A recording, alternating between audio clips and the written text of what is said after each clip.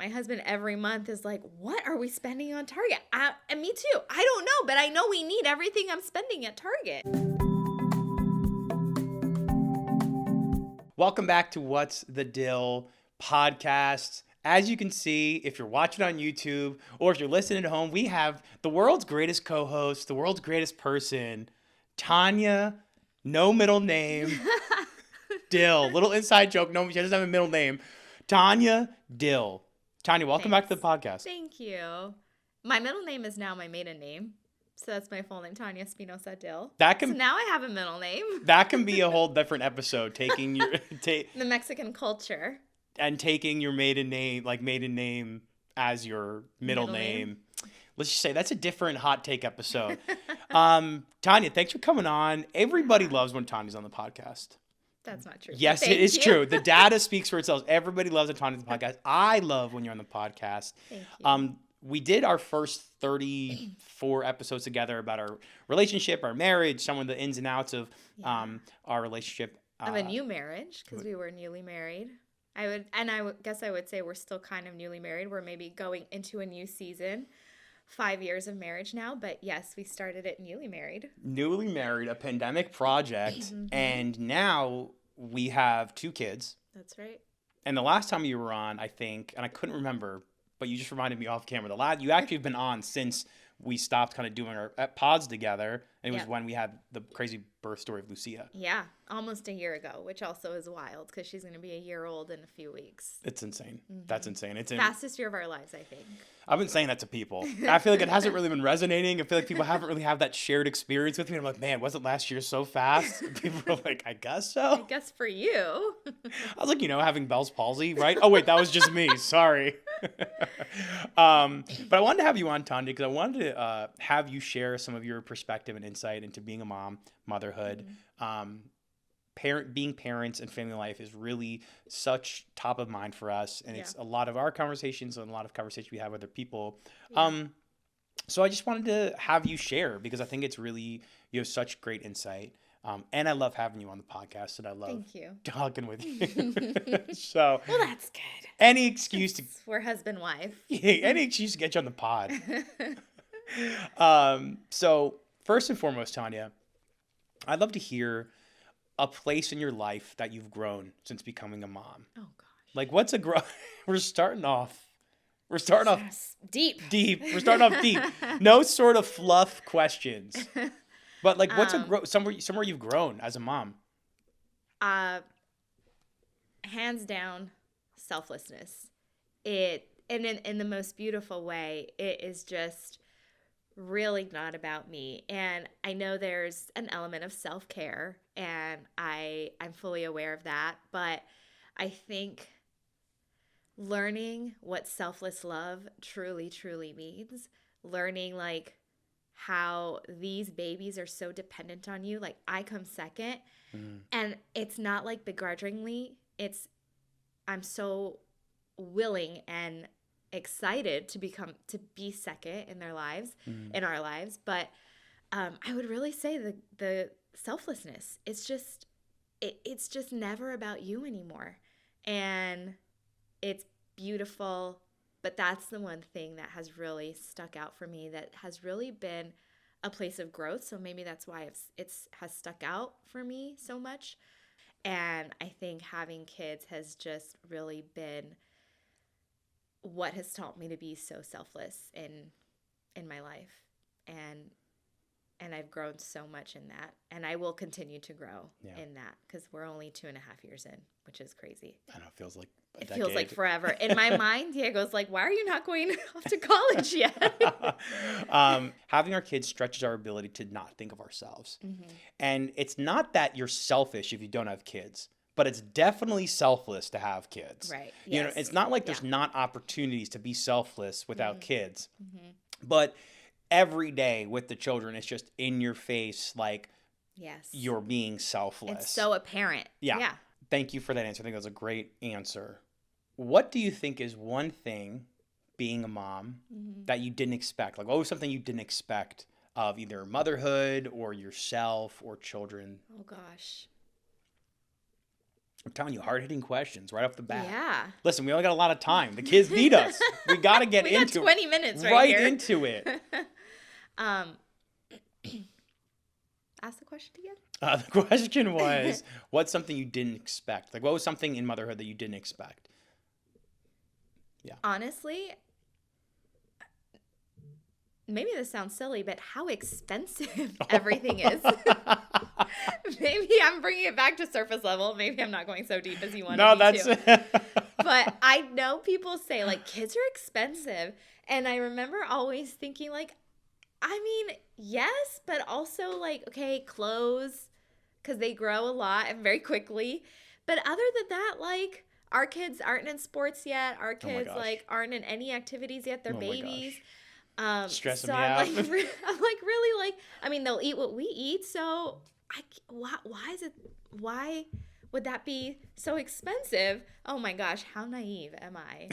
That's the one thing that I was like, oh, they're so expensive. I couldn't even tell you on what. I'm often like, where did all our money Well, it's go? like diapers. We have 2 diapers So for many 2 kids. And, diapers. like, you got to think of diapers. And you're like, all right, how much is that? And it's like $46. Of one little thing And of you're diapers. like, wait, what? Like, yeah. You remember how, like, growing, if your family got, like, store brand stuff, you're like, why are we getting store brand stuff? You're like, I don't know, because 9 store brand things saves you, like, $50. Yep. Shout out to the store brand. Yeah, kids are definitely expensive. That is for sure. That's the one thing I didn't expect, I guess. And which is funny because everybody says that. But I had convinced myself otherwise. Our kids aren't going to be expensive. Yeah. Or I'm going to be safe, or I'm going to be scrappy with money when it comes to kids. And it's like, I am scrappy, but they're still expensive. It's are just you? a reality. I am. No, I am. I'm scrappy, but I spend a lot of money on the kids. I mean, Target might put you up. Target might make you one of their weekly warriors, Listen, honestly. I'm not the only mom. All moms out there listening are probably like, oh yeah, Target is probably like, my husband every month is like, what are we spending on Target? And me too. I don't know, but I know we need everything I'm spending at Target. I just saw an article that said, hey, Target at their headquarters is building a new wing for, because they've had such a great year. And I was like, they might put your name up there. They might put your name as a plaque of honor. Say, thank you, Tania Dill, for all that you've done to contribute to our success in 2024. You are welcome. Shout out Target. We love Target and H-E-B. Our son does too. Store. He loves going to the store. Loves the store. And that's real. I mean, it might not be the most like glamorous answer, but it's just real. Mm-hmm. From just real. Yeah, like kids are definitely expensive. So, can I ask you, what's one thing you didn't expect having kids? Yeah, I probably should have thought of this. Good answer when I was thinking of questions for you. I think one thing that I didn't expect was the time, the kind of time, the lack of time. Yeah. For yourself. For myself. Yep. And obviously we have 2 under 3, mm-hmm. 2 under 2.5. So it's a lot of hands-on care. But I would say the time and like the constantness of it. Yes. It's not a bad thing. I'm not saying this like, oh my gosh, like I actually hate it. No, because I actually like have grown a lot. But if I would have said 10 years ago, hey, like when you have kids, it's literally a 24/7 job. Mm-hmm. Even if you're not with them, if someone has them, like grandparents, you're still texting about them or getting updates or something. Even if you're, we went on a staycation for one night and we were still texting. Hey, this also, Diego needs this or that. It's not like you're just like, it's not like you shut out Deuces. of your peace, shut off your brain. Yeah. I would say the constantness of it, the constantness of the time. It's very true. Yeah. I feel that too. It's a good answer. Okay. I feel it too, for sure. And not in a negative light, not in a like, I wish I had time back to myself, because the time, the beauty of like, I mean, yesterday, just one little moment that comes to mind of not the payoff, but the beauty of time spent together. Yeah. It's cold everywhere right now in the country, and it was cold here in Texas even. And we went to get the mail in our little double stroller. Right. And we came back and everybody's cold. Like we had jackets on and everything and we needed fresh air. So we went, but we came back in and all of our hands were cold. And it was like, okay, guys, we got to get together. We got to hug and cuddle. Cuddle and time. We need kisses because we're all cold and we got to cuddle. And it was just so sweet to see like they were loving that. And we just got to cuddle and hug together, the four of us, for like 2 minutes. And it was like, okay, well, if this is not worth everything right here. What's better than this? What's better than this? The one thing I do want to make sure that we talk about, and I'd love to hear from you about, is like the joy of parenthood, the joys that come with it. Because we try to take the perspective of like, this is good. Right. This is good. Like it's hard, because but it's good. It is. Hard and good are not mutually exclusive. Right, right. And, you know, talk to me about some of the joys of being a mother. Like, tell me some of the joys. I would say quality time together probably is my favorite thing. I love Saturday mornings when we get up and we make some pancakes together. And then we like all get dressed. We go to like a park or we go even just walk around outside. So quality time with the babies. Now that our son is in a very talkative stage, he's just in the last like month, I would say. He's really unraveled in talking. One of the funnest parts is just witnessing how cute he is in his development. Like witnessing even just the growth is so cool to see as a parent. Like, oh my gosh, look at this little human just starting to grow and continuing to explore and learn. That's one of the funnest parts for me and funniest because he's in a he's now in a time where he's repeating everything, so we have to be very careful with what we're saying. But also he'll because he repeats everything, we'll say something and then he'll say it, and it's just so cute when he says it. So that's been one of the funnest parts for me. I would say honestly one of the deepest joys for me. And maybe, you know, I don't know, as a family who tries to follow the Lord, I don't know if this sounds cliche, but it's truly been one of the funnest parts is going to Mass, the four of us.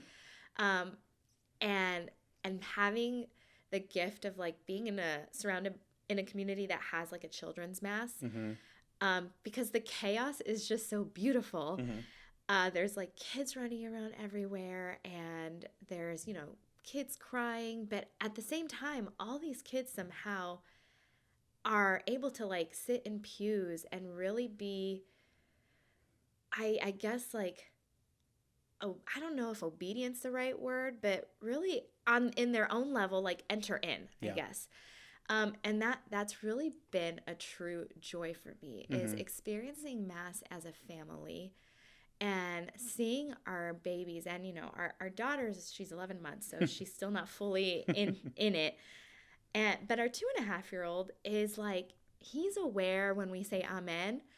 So after the Our Father, he's like, amen. Amen. Amen. When says we it loud. kneel down, he says amen. Yeah. And that's It's not always the right time. It's not always the right time. But it is very cute. It's the cutest thing. And, you know, sometimes he uses amen because he knows that means kind of we finished a certain thing. So when he wants to go outside, amen. He'll look up and be like, amen? Okay, let's go. Yeah, no, this is the opening song, dude. Sorry. But that's probably been a really, really fun thing for me, joyful thing, is getting up, getting ready to go to Mass and doing Mass together. And really, I think because I've also experienced the grace that it's brought doing that together. And I think another thing that I've really enjoyed is sharing kids with our families, sharing our kids with our parents, with our siblings, our cousins. Like that has been so fun to see our son with his cousins, with his aunts and uncles, and just kind of being a part of growing our family and even extended family. That's been really cool. Yeah. And I love all those answers too. So true about sharing the family and watching them grow. And it's been so fun to see that. On the Mass note, we've talked about that on this podcast a lot. I would say at least a few episodes, both in interviews and on a couple topics. This kind of challenge of going to Mass. it can be a challenge to get the kids out the door. It can be a challenge to say, like, well, why are we doing this? It can be a challenge to be in mass because of how distracting it could be, or the kids' behavior, or our ability to enter in. Yeah. It can be a challenge. But one thing that we have experienced is this grace part of it, where it's like, I don't know how to describe it other than when we go consistently and through the hard times, the good times, we go every single week, we've noticed that it brings us closer together. It's something that we can do together that always kind of puts us on the right track for the week, but also we just know that there's been a lot of grace associated with it. And then like Diego's ability to grow his faith a little bit, like, you know, understanding who Jesus is, understanding who Mary is. And that's kind of a great payoff, but it's also one of those times where I felt, and I don't know about you, like encountering God there a lot, even in like the hardest times. Like I can barely pay attention 50% of the time. Sure. But I've been able to show up and show up and show up and show up. And in that showing up, I think God has met me there in mass and met our family there in mass. And I think it's because of that, like, hey, like God's not asking for us to be perfect, but he's asking for our families to go to mass and he'll meet us there. Yeah. Yeah. Amen. Yeah. It's so fun if you can do this at mass, if you have little ones. What Pete has done now, since Diego was maybe like 6 months old, is, do you know what I'm going to say? No, what? Well, it's just taking him to the statues or pictures around the church and like showing him who is who and teaching him about the certain statues, you know, St. Francis or Mary or whatever statues they might have or pictures they might have. And he has really like learned them and he has really caught on. And so we'll pass, he's 2.5, he's not even 2.5 yet, but we'll pass certain statues. I mean, Mary's his favorite. We'll always pass Mary. Like, yeah, that's Mary. So anyways, Mary. Yeah. And that was something that you were doing, I remember, in times where he was kind of like freaking having out. Meltdowns in the pew. And where you were probably just like, okay, let me just walk around with him, I guess, around the church. And it kind of like, I think has been a great tool to also pass the faith on. Yeah, it's kind of a testament of that grace that we're talking about, that the Lord kind of used that somehow, which you didn't expect probably. Right. 100%. But now he loves Mary. Yeah. That's such a great story. I love that.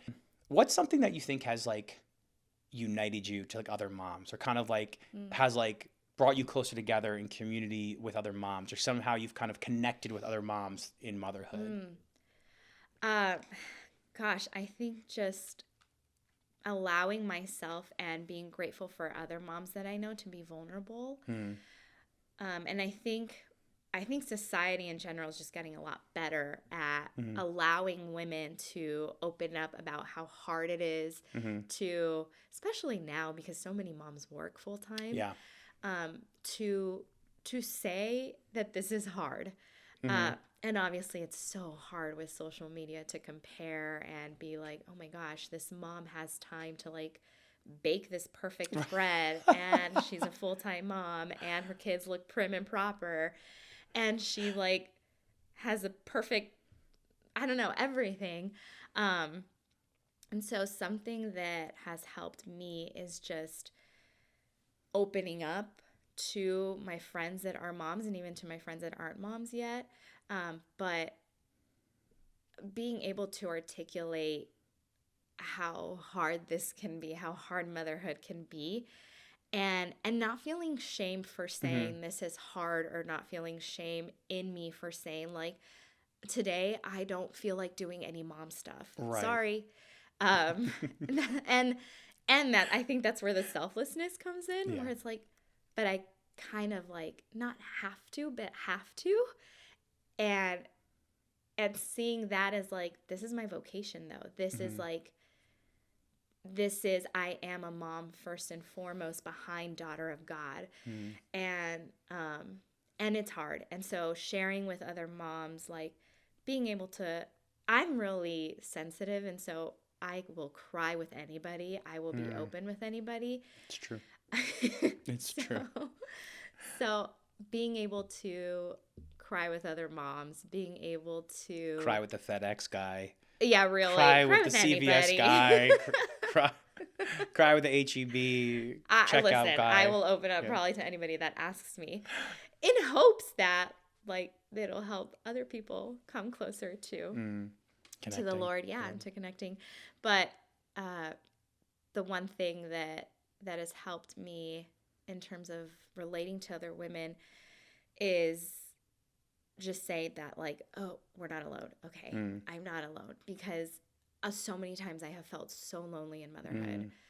And in sharing any bit of motherhood with a friend, it makes me feel like, oh my gosh, I'm not alone. Yeah, I think that's a really good point about like sharing with other moms and dads, like sharing the burdens, sharing the joys, like being in community with other people. So final question, statement, I'd love to hear from you, is to maybe the women that aren't moms. Okay. Like, do you recommend being a mom? Oh my gosh, 100%. If it's even your in all vocation, the hard stuff, yes, it's not even comparable. Like, nothing should trump being a mom if that's your vocation. Yeah. It is the best thing in the world. It doesn't even compare to the smaller hard things about being a mom. I can't imagine life without my babies, and it's the most joyful thing in the world, even though it's the hardest thing. Do not question that. If you want to be a mom, if you have the desire, yes, it is worth everything that you have, and you own everything. I love that. I love that kind of passionate plea of how worth this. I agree too. I agree with everything you said. I couldn't have said it better. I echo every sentiment you just had. And the final, because you actually triggered something about vocation. Can you just talk for like 30 seconds on like motherhood, marriage being a vocation, and how that is like a way, a vehicle that we're drawn to holiness? Yeah, it's definitely, and I feel it every day, and I know I have said this to you many times. I definitely feel like my vocation of a mom, of a wife, is leading me towards holiness. And it is the path the Lord chose for me to get closer to Him. Yeah. I see it so prevalent in my life, that this is the path the Lord has for me. And because it's the path He has for me towards holiness, it's the most joyful path. It's what is going to bring me closest to the Lord. It's not just like, holiness is hard, so this is going to be hard, and this path is going to be hard. True. But it's also going to be the most joyful. Yeah. And I feel like I'm just sitting proof of my vocation is what's bringing me closer to holiness, hopefully bringing my husband closer to holiness, and our kids to sainthood, and also bringing us the most joy. Yeah. I think that's, I love that. I love that point of like, it's God's invitation to us to draw closer to Him. It's God's invitation to us to grow in holiness.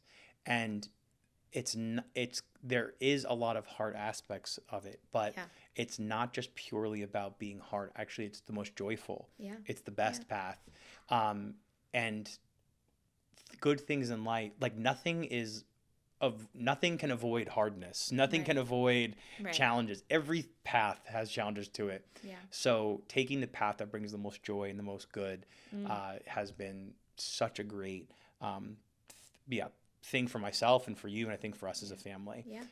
It's like this vocation of fatherhood, motherhood, and marriage is a way that God is going to use, draw us to Him. Right. Yeah. So that's going to draw this to a close, though. As much as I'd love to keep talking to you, got to come on more. I will. Yeah. You can invite me anytime. Okay, next week. If the babies let us.